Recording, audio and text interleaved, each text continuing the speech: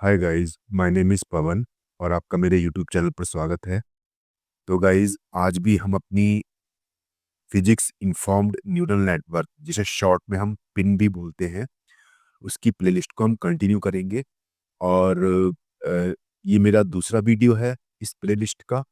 और पहला वीडियो अगर आपने नहीं देखा है तो प्लीज़ जाके इस प्लेलिस्ट का पहला वीडियो देखिए, क्योंकि इस प्लेलिस्ट में सारे वीडियो एक दूसरे से इंटरकनेक्टेड हैं। और मैं बताता हूँ कि पहला वीडियो क्या था। मैंने बहुत ही बेसिक तरीके से आपको समझाया था कि पिन क्या होता है और क्यों ये इस्तेमाल होता है और कैसे, ठीक है? अब क्या क्यों तो मैंने बता दिया था, और कैसे भी थोड़ा-सा मैंने आपको बताया था। अब कैसे इम्प्लीमेंट होता है ये तो हम पूरी प्लेलिस्ट में धीरे-धीरे सीखेंगे। 15 या 20 वीडियो जितने ही बनेंगे इस प्लेलिस्ट के। तो मेरी आपसे रिक्वेस्ट है कि आप इसको सीरीज वाइज़ या एक-एक वीडियो आप पूरा देखिए, तभी आपको नेक्स्ट वीडियो क्लियर होगा, ठीक है?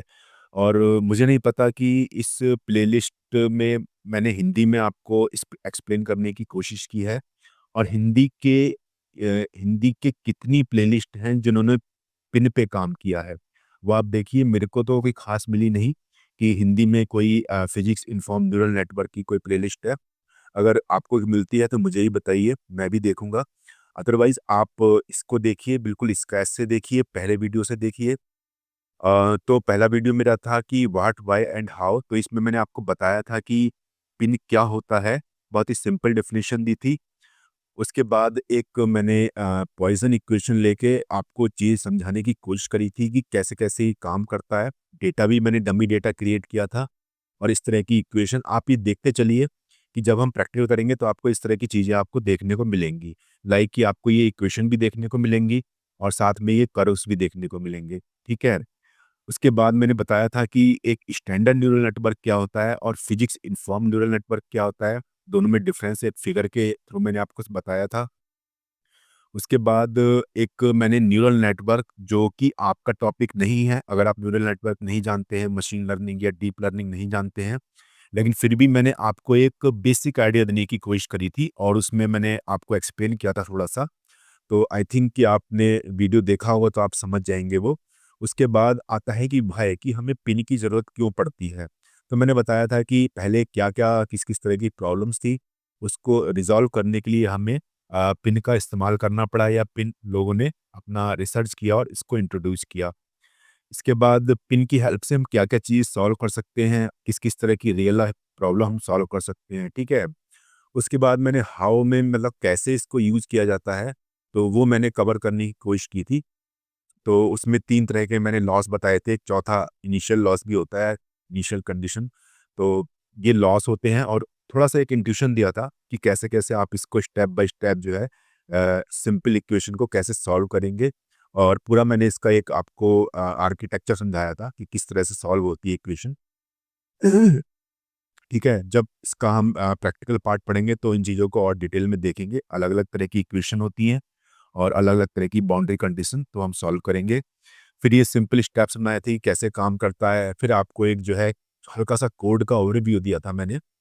तो आपको ज़्यादा इस कोड पे फ़ोकस करने की ज़रूरत नहीं है, लेकिन ये था कि एटलीस्ट आपको पता होना चाहिए कि किस तरह का फ्लो रहता है इसमें। उसके बाद कुछ सक्सेस, कहाँ-कहाँ जो है सक्सेस मिली है इसको इम्प्लीमेंट करने के बाद, कि एरोस्पेस सेक्टर में, मेडिकल रिसर्च में, एनर्जी डोमेन में और क्लाइमेट फोरकास्टिंग में। ठीक है? तो आपको मैंने ये सब बता दिया था। तो आज के वीडियो का मेरा टॉपिक है कि ये पिन को हम कब यूज़ करते हैं, व्हेन, वेयर एंड और अदर्स थिंग्स भी आपको मैं बताऊँगा। तो पिन को कब यूज़ करते हैं, कहाँ यूज़ करते हैं, और इसके अलावा और क्या-क्या चीज़ें हैं, वो मैं आपको बताऊँगा। तो स्टार्ट करते हैं। When should we use PINN? ठीक है? कब हम पिन को यूज़ करते हैं? ऐसा नहीं कि ब्लाइंडली हम जो है, अगर हमारा कोई न्यूरल नेटवर्क सिंपल, उससे प्रॉब्लम सॉल्व हो रही है तो हम सीधा पिन पे कूद पड़ेंगे, ऐसा कुछ नहीं है। जहाँ अगर हमारा काम जो है सुई से चल रहा है, वहाँ तलवार चलाने की कोई ज़रूरत नहीं है। तो वही इस व्हेन पोर्शन में आपको मैं बताऊँगा कि use pin when you have little data और एक्सपेंसिव मेज़रमेंट। ठीक है ना? जब आपके पास डेटा बहुत कम है, आपका फाइनाइट एलिमेंट एनालिसिस से डेटा बहुत कम आ रहा है, या आप जो मेज़रमेंट या आप जो फिज़िकल एक्सपेरिमेंट करते हैं, वो बहुत थोड़े हैं क्योंकि बहुत कॉस्टली बैठते हैं आपको। तो डेटा बहुत कम मिलेगा, तो वहाँ पिन यूज़ करिए। प्रॉब्लम है कॉम्प्लेक्स शेप, कॉम्प्लेक्स सेप का मतलब ये है कि बहुत कॉम्प्लेक्स तरह की प्रॉब्लम है। जैसे मैं आपको एक दिखाता हूँ, लास्ट वीडियो में भी मैंने आपको दिखाया था।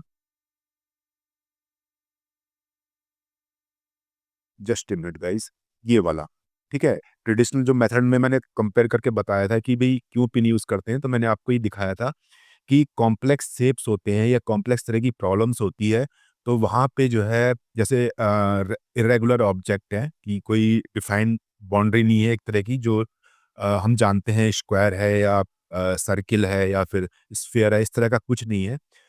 तो उस तरह के ऑब्जेक्ट को इरेगुलर ऑब्जेक्ट बोलते हैं, या फिर किसी ऑब्जेक्ट की बाउंड्री मूव कर रही है, ठीक है। तो वही एक कॉम्प्लेक्स प्रॉब्लम्स होती हैं, तो वहाँ पे इसका यूज़, अगर इस तरह की चीज़ें हैं तो हम वहाँ पे यूज़ करते हैं इसका। उसके बाद मैनी चेंजिंग वेरिएबल्स इन्वॉल्व्ड, जैसे मैंने आपको बताया था कि एक्स और टी, 2 चीज़ें बताई थी, और एक्स एक रिप्रेजेंटेटिव था कि एक इनपुट वेरिएबल हो सकता है, और हो सकता है कि ये चेंजिंग वेरिएबल मैनी हो। अब नॉर्मली क्या होता है कि आपने एक्स, वाई, जेड 3 डायमेंशन में पढ़ा है, लेकिन अगर आप न्यूरल नेटवर्क या मशीन लर्निंग जानते हैं तो आपको पता है कि हम 3 से ज़्यादा 300 या 3000 डायमेंशन भी ले सकते हैं। अगर 3000 वेरिएबल भी हैं, तब भी ये काम करता है। और उसके बाद आता है कि you need to discover unknown parameter. Unknown parameter का मतलब ये है कि जैसे कोई भी फिजिक्स की इक्वेशन है, ठीक है? तो उसमें कुछ कांस्टेंट्स होते हैं, जो हमें नहीं पता होते हैं।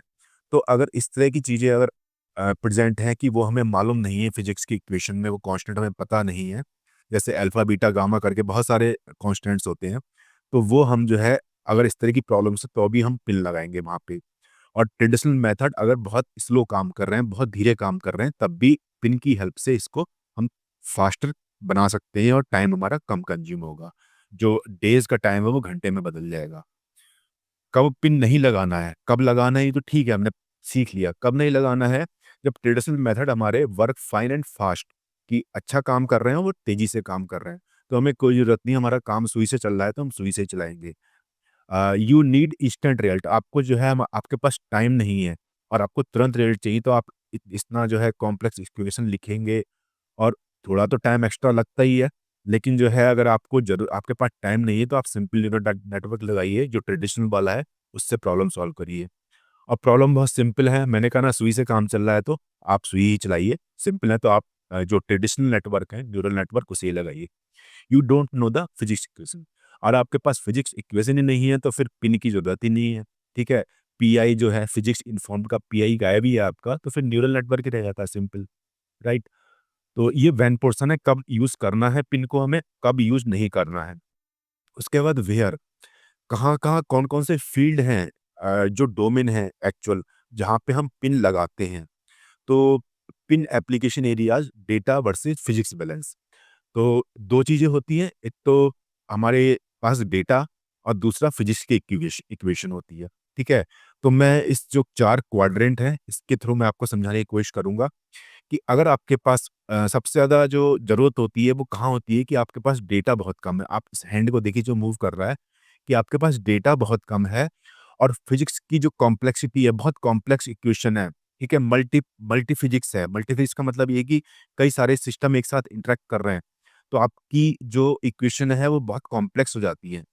तो वो डोमेन में भी पिन काम करता है, और ये रीज़न जो होता है वो मटेरियल डिज़ाइन का होता है। मटेरियल डिज़ाइन में ऐसे ही होता है कि आपके पास डेटा बहुत कम है, और उसमें फिजिक्स की इक्वेशन बहुत ज़्यादा कॉम्प्लेक्स होती है, या मल्टी फिजिक्स का यूज़ होता है।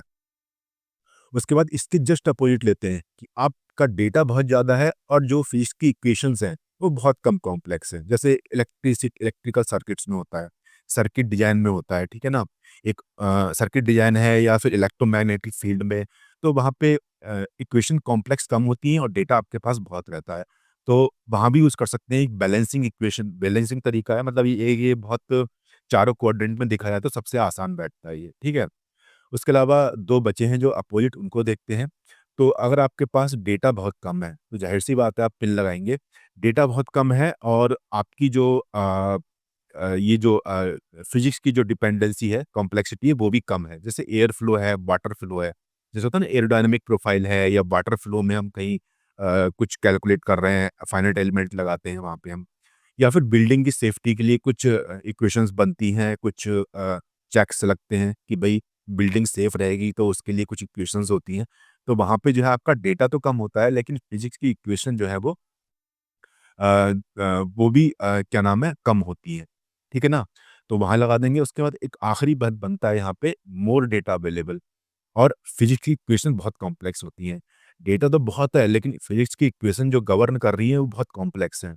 जैसे आपका वेदर फोरकास्टिंग में, वेदर प्रेडिक्शन में, कि आपके पास डेटा तो दुनिया भर से आ रहा है, सेंसर से डेटा आ रहा है, हिस्टोरिकल डेटा है, बहुत सारा डेटा है, लेकिन वो कॉम्प्लेक्स, बहुत कॉम्प्लेक्स सिस्टम होता है। यहाँ भी मल्टी फिजिक्स काम करती है, कई सारे सिस्टम एक साथ काम कर रहे हैं, लंबी लंबी इक्वेशंस हैं, कई सारे इनपुट्स हैं, एक्स वाई जेड से काम नहीं चल रहा है, X1 X2 X3 up to X100 factors हैं जो इफेक्ट कर रहे हैं, टाइम वेरिएबल भी है। ऐसी मेडिकल इमेजिंग में होता है कि सीटी स्कैन या एमआरआई होते हैं। ठीक है, बहुत सारे सीटी स्कैन, एमआरआई आपको मिल जाएंगे, लेकिन वहाँ पे जो है फिजिक्स के जो लॉज होते हैं बहुत कॉम्प्लेक्स होते हैं। तो इन चारों डोमेन्स में जो है ये पिन का आप इस्तेमाल करिए, और इसमें आपको ये अच्छे रिजल्ट देगा। थोड़ी सी थ्योरी पढ़ते हैं, रिसर्च एरिया कहाँ कहाँ पे है ये। Air and water flow problems मैंने आपको ऊपर दिखाया था, यहाँ पे एयर फ्लो ऐसी वाटर फ्लो हो गया। उसके बाद जो है materials stress and strain in objects, तो ये मटेरियल डिजाइन का डोमेन हो गया। उसके अलावा इलेक्ट्रिसिटी में इलेक्ट्रोमैग्नेटिक फील्ड्स हो गए, ये मैंने आपको बताया था, जैसे सर्किट डिजाइन है, इलेक्ट्रोमैग्नेटिक फील्ड है, ये इसमें आ गए। उसके अलावा मेडिकल ब्लड फ्लो में, कि ब्लड आपके जो वेन्स में कैसे बह रहा है, या ट्यूमर किसी को कैंसर हो गया तो उसकी ग्रोथ कैसे हो रही है, तो वो एक तरह से ये मेडिकल इमेजिंग में आ जाता है। ठीक है।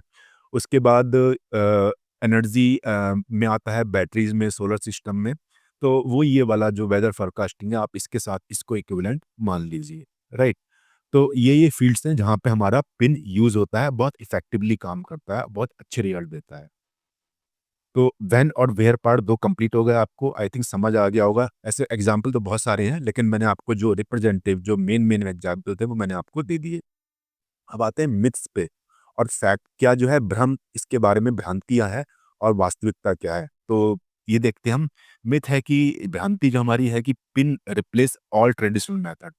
आप सोचे कि कोई भी इस तरह की फिजिक्स रिलेटेड प्रॉब्लम आ रही है तो आप सारे ट्रेडिशनल मेथड जो है छोड़ के पिन पे कूद जाएंगे, वो गलत है। Pin work alongside them, each has strength. तो पिन जो है ये भी काम करता है, साथ में ट्रेडिशनल मेथड भी काम करते हैं, दोनों की अपनी अपनी स्ट्रेंथ है। तो ये नहीं है कि आप, वही बात आती है कि हर जगह जो है आप ट्रेडिशनल मेथड छोड़ के पिन पे कूद जाएंगे और पिन ही अच्छा रिजल्ट देगा। ठीक है। अब इसमें एक चीज़ और आती है, जैसे एक सीएनएन होता है, neural network, convolutional neural network, CNN बोलते हैं। वो इमेज को आइडेंटिफाई करता है। तो कई बार क्या होता है कि उसमें भी कई सारे लाइब्रेरीज हैं जो काम करती, तो लोग क्या करते हैं कि जो सिंपल लाइब्रेरी से काम चलता है उसको छोड़ के जो बहुत ही एडवांस लाइब्रेरी है, किसी भी प्रॉब्लम का सॉल्यूशन है, उस पर कूद जाते हैं। तो हमेशा ये नहीं होता है। ऐसी मशीन लर्निंग और डीप लर्निंग में लोग क्या करते हैं कि सीधा जो है कूद के डीप लर्निंग में चले जाते हैं, जबकि वो प्रॉब्लम बहुत अच्छे से, बल्कि डीप लर्निंग जो न्यूरल नेटवर्क से रिलेटेड फील्ड है, उससे बेहतर तरीके से वो मशीन लर्निंग से भी सॉल्व हो सकती है। लेकिन नहीं, लोग जो है सीधा जो है कॉम्प्लेक्स, जो लगता है कि अरे ये तो बिल्कुल तलवार ही है, एकदम से फाड़ देंगे इसको, तो वहाँ पे भी लोग जो है इस तरह का काम करते हैं, तो वो नहीं करना है।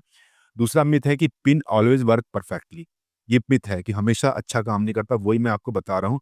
Training can be tricky and needs practice. तो इसमें वही है कि ट्रेनिंग आप कैसे कराते हैं उसकी, पिन का जो न्यूरल नेटवर्क बनाएँगे, तो उसके लिए जो है आपको कुछ ट्रिक्स लगानी पड़ती हैं, एक्सपेरिमेंट करने पड़ते हैं, और उसके लिए आपको एक प्रैक्टिस की भी ज़रूरत होती है। तो मिथ है, तीसरा मिथ है कि don't need any data. Pin में डेटा की कोई ज़रूरत नहीं है। ऐसा सच नहीं है कि पिन में डेटा की ज़रूरत नहीं है, आपके पास एक्सपेरिमेंटल डेटा कुछ होना चाहिए, फाइनाइट एलिमेंट एनालिसिस से कुछ डेटा आ रहा है, वो भी होना चाहिए। लेकिन ये है कि कुछ data works with little data, but still need SOM. ठीक है। तो कुछ डेटा चाहिए इसको, तो आप वो डेटा देंगे, बिल्कुल डेटा जीरो हो जाएगा तो काम नहीं करेगा। आप फिजिक्स की इक्वेशन थोड़ी आपको ट्रेन करनी है, आपको फाइनली जो आपका डेटा आ रहा है उसके बेस पे तो ट्रेन करना है। जो पिछले वीडियो में मैंने आपको बताया था कि जो फिजिक्स का रूल है वो कम डेटा को भी ट्रेन होने में मदद करता है। ठीक है। फिजिक्स को थोड़ी ट्रेन करोगे, ट्रेन तो डेटा को करना है ना आपको, तो कुछ तो डेटा चाहिए। और उसके बाद आता है कि PINN are easy to set up. PINN जो है का सेटअप करना बहुत ईज़ी है, ऐसा नहीं है। They need careful setup but become easier with experience. तो एक्सपीरियंस से चीज़ें आती हैं, इनको आप शुरू में सेट करेंगे थोड़ी दिक्कत होगी क्योंकि आपको चीज़ें नहीं पता हैं, लेकिन बाद में जब 2-4 बार या 5-10 बार सेट करना सीख जाएँगे, तो आपको ये आसान लगेगा। उसके बाद आते हैं बेनिफिट्स एंड एडवांटेज पे, इसके फ़ायदे क्या हैं, ठीक है ना? तो इसमें एक इमेज से मैंने दिया है आपको ये पिन के बेनिफिट। तो 4 तरीके के बेनिफिट हैं पिन के, मैं बताता हूँ आपको। पहला ऊपर चलता हूँ टॉप पे मैं, नो ग्रिड नीडेड। पिछले वीडियो में मैंने बताया था कि इसमें ग्रिड की कोई ज़रूरत नहीं है, आपको ग्रिड नहीं क्रिएट करना है। और उसमें जो है 3 पॉइंट्स हैं कि फॉरवर्ड एंड इनवर्स प्रॉब्लम। तो फॉरवर्ड प्रॉब्लम क्या होती है मैं आपको बताता हूँ। कि जैसे लास्ट वीडियो में मैंने आपको बताया था कि आप क्या करते हैं जब भी पिन को ट्रेन करते हैं, तो आपको फिजिक्स के रूल चाहिए, ठीक है ना? और प्लस कुछ डेटा चाहिए। उसके बाद जब आपका कुछ डेटा है, आपका x1 x2 है, t है, प्लस फिजिक्स का रूल है, तो आपको एक y मिलता है, ठीक है? आपने पिछला वीडियो मेरा देखा है तो अच्छी बात है, नहीं तो फिर देखिए। अब रिवर्स प्रॉब्लम में क्या होता है कि हमको y पता है, लेकिन हमें x1 और x2 इनपुट तक पहुंचना है। हमें y पता है, फिजिक्स के रूल्स भी पता हैं, लेकिन हमें x1 x2 तक पहुंचना है। तो ये रिवर्स इनवर्स प्रॉब्लम हो जाती है, ठीक है? तो यहाँ पे भी ये काम करता है, तो ये इसका एक फ़ायदा है। नो कॉम्प्लेक्स मैशिंग, वही ग्रिड वाली बात आ रही है कि इसमें कोई हमें कॉम्प्लेक्स ग्रिड क्रिएट नहीं करना होता, जिससे फाइनाइट एलिमेंट एनालिसिस के लिए करते हैं हम। और कॉम्प्लेक्स ज्योमेट्री के लिए भी बहुत अच्छे से काम करता है। और थोड़े से ही मेज़रमेंट है, वो इसके लिए पर्याप्त है। अगर थोड़ा भी डेटा है आपके पास, तो काम चलेगा। नहीं, सॉरी, ये नीचे वाला है, work with few data, few measurements enough. थोड़ा मतलब 20, 30, 50 एक्सपेरिमेंटल डेटा है आपके पास तो काम करेगा। Sparse data handling, sparse data का मतलब होता है यहाँ पे जिसमें ज़ीरो ज़्यादा होते हैं। स्पार्स का मतलब होता है जिसमें ज़ीरो, जिस डेटा में ज़ीरो आपके ज़्यादा है, तो ज़ीरो का मतलब कोई इन्फॉर्मेशन नहीं मिल रही है। तो ये उसको भी, अगर आपके डेटा में ज़ीरो बहुत ज़्यादा है, तो वो उसको भी हैंडल कर लेता है। ठीक है? फिजिक्स एज़ रेगुलराइज़र, तो फिजिक्स इसमें कहाँ काम करता है? फिजिक्स एक तरह का आपको इनको एक डायरेक्शन दिखाता है कि भैया ये रूल है पहले से बना हुआ, इसके आधार पे आपको आगे आपको ट्रेन करना है। भई ये तो बना ही हुआ है रूल, ठीक है ना? अब आपको जो है कुछ चीज़ें सेट करनी है और उसमें से इनपुट x1 x2 मिलेगी, आपको y निकालना है, ठीक है? उसके बाद आता है कि handles many variables. Many variables का मतलब ये है कि एक्स वाई जेड या x1 x2 x3 तीन नहीं है, 300 भी हो सकते हैं। और एक फिजिकल सिस्टम नहीं है, मल्टी फिजिक्स की बात जो मैं अभी आपको पहले बता रहा था, वही चीज़ है ये। कि एक से ज़्यादा फिजिकल सिस्टम हो सकते हैं। अब मैं आपको एक एग्ज़ाम्पल देता हूँ छोटा-सा कि एक एक पर्सन जो है एक एक्सपेरिमेंट कंडक्ट कर रहा है। वो ये देखना चाहता है कि एक मटेरियल पे अगर कोई स्ट्रेस लग रही है ना? तो उसका वो एनालाइज़ करना चाहता है कि कितनी स्ट्रेस लग रही है, तो वो कितना बियर कर जाएगा। उसकी एक तरह से टफनेस या एनर्जी एब्ज़ॉर्बिंग कैपेसिटी निकालना चाहता है। अब वो कैसे चाहता है, खाली ऐसा तो है नहीं कि कोई अचानक से आगे कोई प्रेशर लगा उसके ऊपर और वो, तो इसमें पूरा पैटर्न होता है जो रियल टाइम प्रॉब्लम होती है। लाइक कि सबमरीन का एग्जांपल लेते हैं। सबमरीन आपकी चल रही है समंदर के अंदर, ठीक है? अब जो है किसी ने सोचा कि चलो इनकी सबमरीन है, हम इसको उड़ाते हैं। उसने जो है करीब जो है 100 मीटर पे या 200 मीटर पे या 500 मीटर पे पानी के अंदर ही एक एक्सप्लोजन कर दिया, विस्फोट कर दिया। अब क्या होगा, जैसे ही एक्सप्लोजन होगा, वैसे ही जो है वेव्स क्रिएट होंगी वाटर में, ठीक है? और वो वेव्स जो है वो प्रेशर वेव जाके जो है उस पर्टिकुलर सबमरीन से टकराएँगी।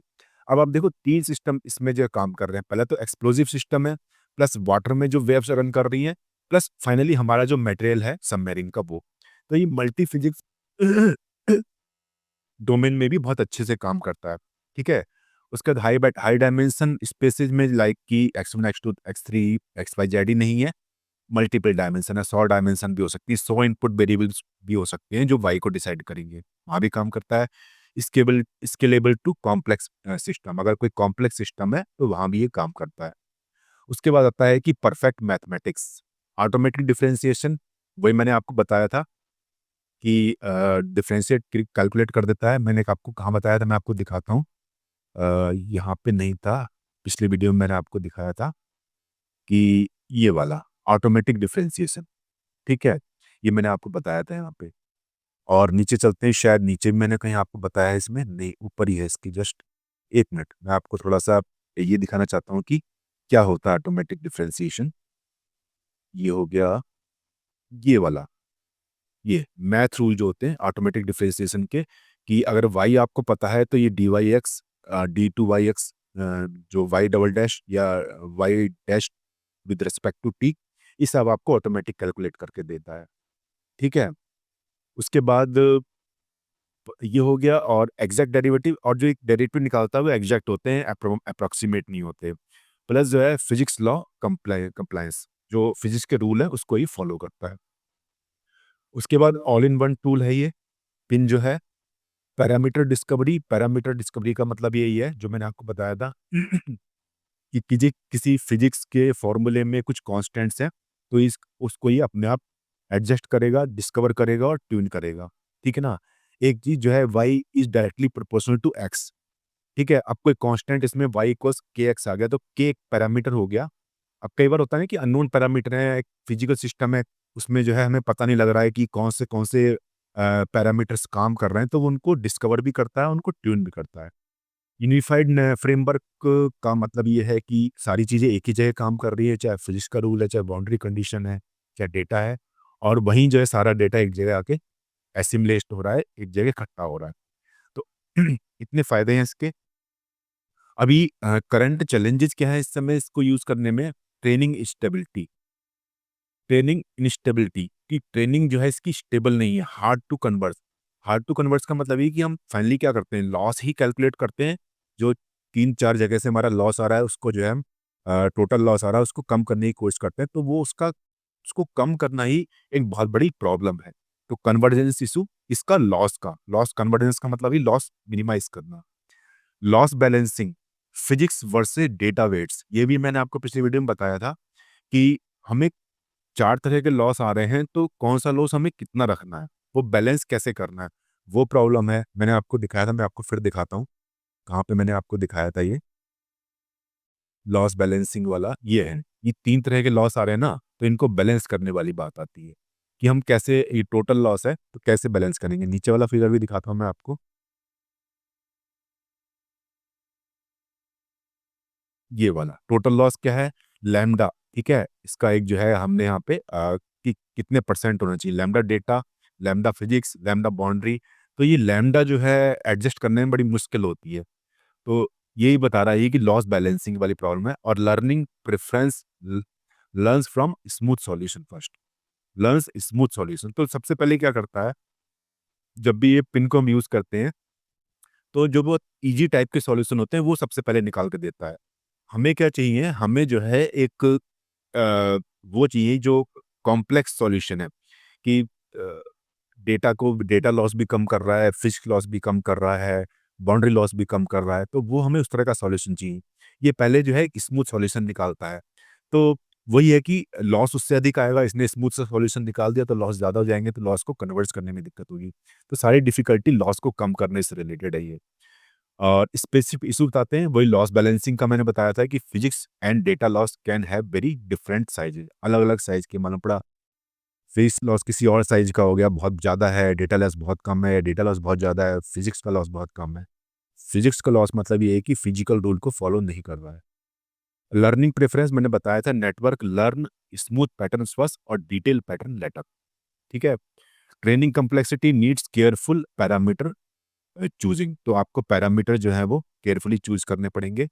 और कंप्यूटेशनल कॉस्ट, हालांकि इसकी कंप्यूटेशनल कॉस्ट जो है वो लार्ज प्रॉब्लम के लिए जो है बढ़ जाती है, क्योंकि और टाइम भी काफ़ी लगता है उसके अंदर। तो ये चीज़ें उसकी कॉस्ट को कम करना है, अगर प्रॉब्लम बहुत कॉम्प्लेक्स है तो टाइम भी ज़्यादा लेती है, कॉस्ट भी ज़्यादा लगती है, इसलिए तो वो एक इशू है।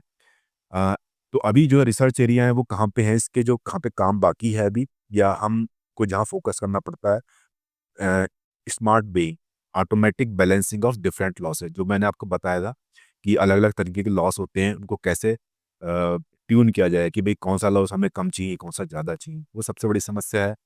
उसके अलावा जो है नेटवर्क जो है अच्छा होना चाहिए, कि improved architecture for faster learning. तो वही है कि न्यूरल नेटवर्क जो है इस तरह का होना चाहिए कि हमारी लर्निंग जो है तेज़ हो और लॉस जल्दी से हम जो है मिनिमाइज कर सकें। डिवाइड एंड कॉन्कर, इसके लिए हम क्या करते हैं कि एक बड़ी अगर कोई फिजिक्स की प्रॉब्लम होती है ना, उसको स्मॉल स्मॉल सेगमेंट में तोड़ देते हैं, उसको सॉल्व करते हैं, बाद में उसको एक साथ इकट्ठा कर देते हैं।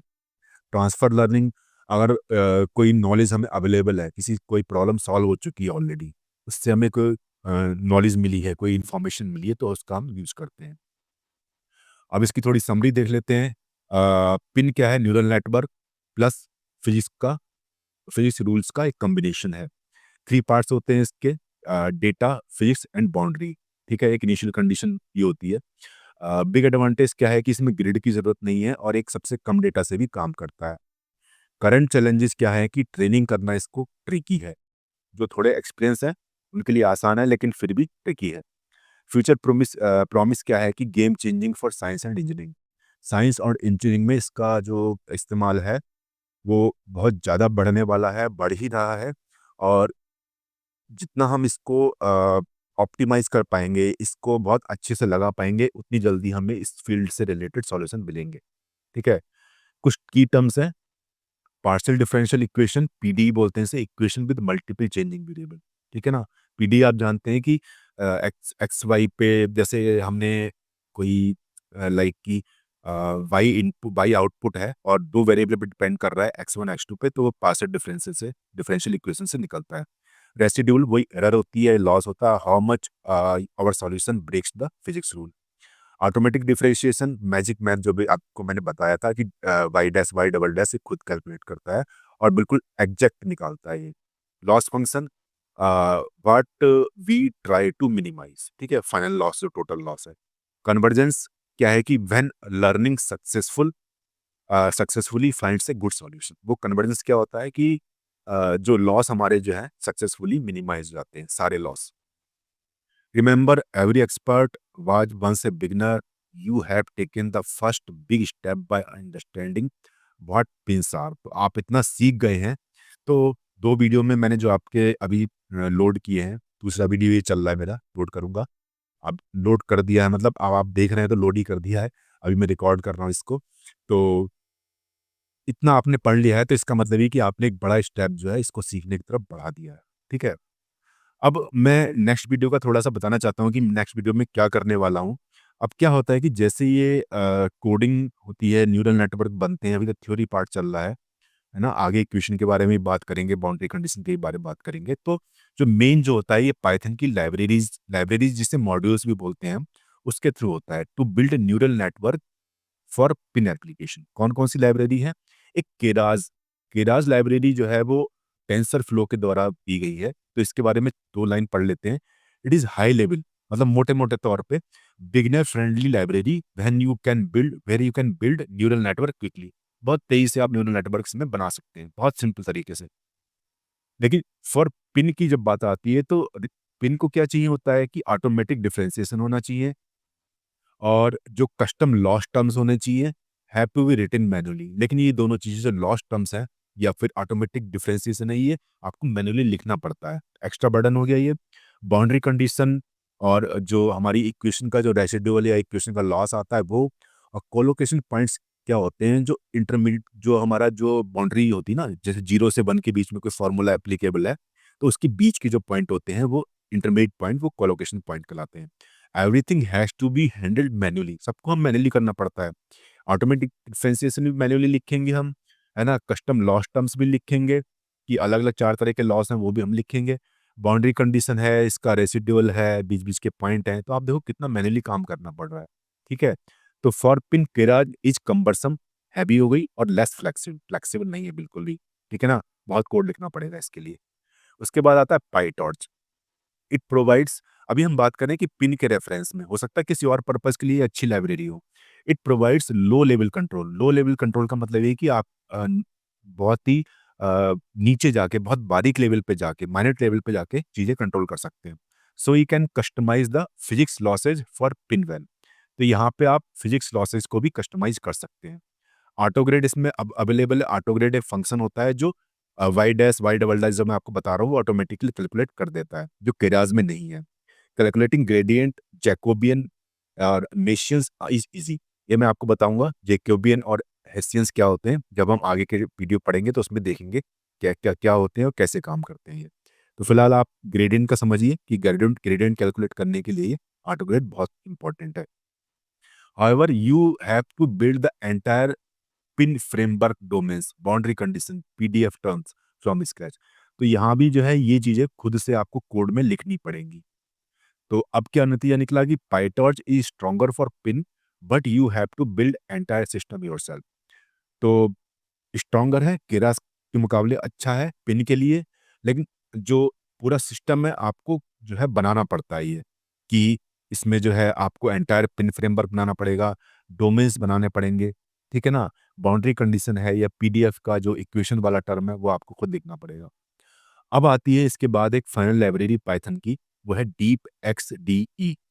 ये स्पेशलाइज्ड है फॉर पिन के लिए। पढ़ते हैं, this is dedicated library for pins, ordinary differential equation, partial differential equation, domain. Domain का मतलब होता है कि किस पर्टिकुलर डोमेन में आप काम कर रहे हैं, आप हीट ट्रांसफर में काम कर रहे हैं, आप जो वेदर फोरकास्टिंग में काम कर रहे हैं, तो वो एक डोमेन से हो जाता है। मेडिकल फील्ड में काम कर रहे हैं तो उनकी अलग अलग इक्वेशंस होती हैं, तो उसके लिए भी जो है ये लाइब्रेरी डेडिकेटेड है।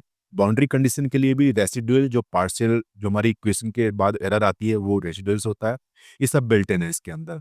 ऑटोमेटिक डेरिवेटिव कैलकुलेट करता है, और कोलोकेशन सैम्पलिंग की इंटरमीडिएट के जो जैसे बाउंड्री में एक्स 0 से 1 के बीच में है, तो उसकी सैम्पलिंग भी ये खुद करता है। कॉलबैक का मतलब ये होता है कि हम जो है जब न्यूरल नेटवर्क बनाते हैं तो उसकी ट्रेनिंग चलती है, कि एक बार में रिजल्ट नहीं आ जाता, उसको 1000 बार चलाते हैं तब ट्रेनिंग होती है। अब कई बार होता है कि हमने 1000 लगा दिया कि 1000 बार ट्रेनिंग करो इसकी, तब जाकर रिजल्ट दो, लॉस क्या आ रहा है तब कैलकुलेट करना।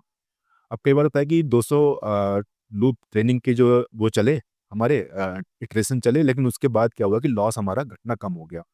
अब उसमें क्या हो कि लॉस तो कम हो रहा है, लेकिन हम जो है 200 के बाद 1000 स्टेप तक वेट कर रहे हैं, और फालतू में हमारा समय जा रहा है। तो कॉलबैक का मतलब ये होता है कि हम उसको बता देंगे कि भाई अगर एक स्टेप के बाद लॉस घटना कम हो रहा है तो लूप को ब्रेक कर दो। विजुअलाइजेशन ईजी है, एवरीथिंग्स रेडीमेड, सब कुछ रेडीमेड है इसके अंदर। Building PINN becomes 5 time faster because you only need to write the equation. आपको इक्वेशन लिखना है, डीप एक्सटी लाइब्रेरी जो है सब कुछ हैंडल कर लेगी अपने आप, ठीक है? तो PINN, DeepXDE for PINN, DeepXDE library is best because it is it is purpose build. Purpose build का मतलब है कि इसी पर्पस के लिए बनाई गई है, ठीक है ना? तो बेस्ट कौन सी अभी तक? पिन हुई। Why DeepXDE is better for PINN? Step by reasoning देते हैं क्यों ये बेटर है। पिन है many extra component, domain X and T, ठीक है? Boundary condition, initial condition, partial differential equation का जो रेसिडुअल, जो फिजिक्स इक्वेशन से जो एरर आती है ना, ट्रेनिंग के बाद वो, उसके बाद बीच के इंटरमीडिएट पॉइंट जिस पे हम चेक करते हैं कि हमारा ये सिस्टम ठीक से काम कर रहा है नहीं कर रहा है, ठीक है? फिजिकल लॉस, डेटा लॉस, ये सब भी करता है। अब इन केरा पाइटॉर्च में all of these has to be build manually. ये सारी चीजें आपको मैन्युअली कोड लिख के करनी पड़ती, ठीक है? अब आगे बढ़ते हैं। Deep XD handles all these automatically. कैसे? डीडी ज्योमेट्री, ज्योमेट्री का मतलब यही है कि जो ज्योमेट्री हम डिफाइन करते हैं किसी भी फील्ड के लिए, x1 x2 x3, तो इसमें जो है ज्योमेट्री डिफाइन करता है डीडी एक तरह का ये। इसको हम डीप एक्सडी लाइब्रेरी मान लो। लाइब्रेरी के अंदर अलग अलग फंक्शन होते हैं, ऐसे ये ज्योमेट्री का फंक्शन होता है, एक initial condition, boundary condition, ICBC function होता है, एक डेटा वाला फंक्शन होता है, एक मॉडल वाला फंक्शन होता है। All are PINN specialized functions, ठीक है ना? एपीआई को आप अभी फंक्शन मान लीजिए। Writing and ODE PD takes only 2-3 line. कोई भी आपको इक्वेशन लिखनी है तो 2-3 लाइन में आप उसको लिख देंगे कोड के अंदर। The user can focus on physics not on coding. तो यूजर जो भी है इसका, वो कोडिंग से ज़्यादा आप फिजिक्स पर फोकस करिए तो ज़्यादा बेटर है। Training support is tuned for pin. इसमें देखते हैं ट्रेनिंग सपोर्ट क्या होता है, कि हम क्या करते हैं कि जल्दी से जल्दी हम जो है रिजल्ट पे या मिनी लॉस को मिनिमाइज करना चाहते हैं। तो उसके लिए एक फंक्शन आता है, ऑप्टिमाइजर बोलते हैं जिसे, ऑप्टिमाइज सॉल्यूशन हमें जल्दी से जल्दी दे दे वो। तो उसके लिए कुछ ऑप्टिमाइजर इसमें न्यूरल नेटवर्क में आते हैं। कुछ नाम आपने सुने होंगे, एडम का, आरएमएस प्रॉप का, आरएमएस प्रॉप और एडम तो आपने सुने होंगे, लेकिन इसमें एक LBFGS करके भी एक आता है। तो नॉर्मली क्या होता है कि ऑटोमेटिकली स्विच करता है, देखता है कि भाई जो ऑप्टिमाइजेशन है या कन्वर्जेंस है मेरा किससे ज़्यादा अच्छे से हो रहा है। और हार्ड रेगुलराइजेशन का मतलब ये है कि रेगुलराइजेशन टेक्निक ये होती है कि भाई कई बार ये होता है कि हम मॉडल अपना बना लेते हैं, सब कुछ बढ़िया आ रहा है, अच्छे रिजल्ट आ रहे हैं, भाई मॉडल मेरा 99% परफेक्ट है। लेकिन जब हम रियल टाइम में जो डेटा हमारा है, उस पे अप्लाई करते हैं तो फेल हो जाता है। क्योंकि वो बहुत ज़्यादा सीख जाता है, हमारे जो एक्जिस्टिंग डेटा है, एक्जिस्टिंग चीज़ों पे। तो नॉर्मली आपने देखा होगा कि एग्ज़ाम में अगर आप पूरी टेक्स्ट बुक रट गए, ठीक है, आपकी ट्रेनिंग बहुत ज़्यादा अच्छी हो गई, आपने कहा मैंने 100% याद कर लिया है, लेकिन वहाँ जाके थोड़ा-सा उसने जो डेटा है, जो प्रॉब्लम का डेटा है या कुछ प्रॉब्लम का शेप है, उसने थोड़ा-सा चेंज कर दिया, तो आप फेल हो जाएँगे। तो उसमें यही होता है, रेगुलराइज़ेशन का मतलब यहाँ पे यही है कि जो भी ट्रेनिंग होती है, उसको हम रेगुलाइज़ करते हैं कि बहुत ज़्यादा डीप ट्रेनिंग ना हो, है ना? पैटर्न पकड़े, उसको याद ना करे, रटे ना डेटा को, पैटर्न पकड़े, ठीक है? तो इसे हम रेगुलाइजेशन बोलते हैं। एडेप्टिव एक्टिवेशन फंक्शन, ये 2 एक्टिवेशन फंक्शन है, ये अपने आप ही अडैप्ट करता है कि कौन-सा मुझे लेना है ताकि जल्दी से मेरा लॉस कम से कम हो जाए, कन्वर्जेंस पे पहुँच जाऊँ। ऑटोमेटिक ग्रेडिएंट मॉनिटरिंग, जो ग्रेडिएंट होते हैं, मैंने आपको बताया y dash, y double dash, या फिर जो लॉस जब हमारा निकलता है तो उसके बाद भी कुछ ग्रेडिएंट आते हैं, वो आगे का टॉपिक है, मैं आपको बताऊँगा, तो वो भी ऑटोमेटिक होते हैं। तो इस सब का मिला के नतीजा ये निकला कि जो हमारा पिन है वो बहुत क्विकली जो है सॉल्यूशन पे कन्वर्ज कर जाता है। तो इसलिए जो है हम जो है कोशिश करेंगे कि सीधा डीप एक्सडी लाइब्रेरी को ही सीखें, और मेरा फ़िलहाल टारगेट ये है कि आपको अगले वीडियो में मैं इस डीप एक्सडीई का एक इंट्यूशन या एक इन्फॉर्मेशन दूँगा बेसिक, कि कैसे ये लाइब्रेरी इंस्टॉल करते हैं, कैसे सेट करते हैं। तो वो नेक्स्ट वीडियो का टॉपिक है, और इतना मैं अंत में मैंने जो आपको बताया है, उसका ये मतलब यही है कि मैं आपको नेक्स्ट वीडियो के बारे में थोड़ा-सा इंट्यूशन देना चाहता हूँ। तो गाइज़, आज के लिए इतना ही। आई होप कि आपको ये वीडियो पसंद आया होगा, और अगर आपको वीडियो अच्छा लगा तो प्लीज़ लाइक का बटन दबाइए। कोई कमी आपको दिख रही है तो आप जो है कमेंट ज़रूर करिए, और प्लीज़ चैनल को सब्सक्राइब कर लीजिए, और शेयर ज़रूर करिए अपने फ्रेंड्स के साथ अगर आपको वीडियो अच्छे लग रहे हैं। एंड मिलते हैं नेक्स्ट वीडियो में इस डीप एक्सडी के साथ। So wait, and thanks for watching this video. Bye bye.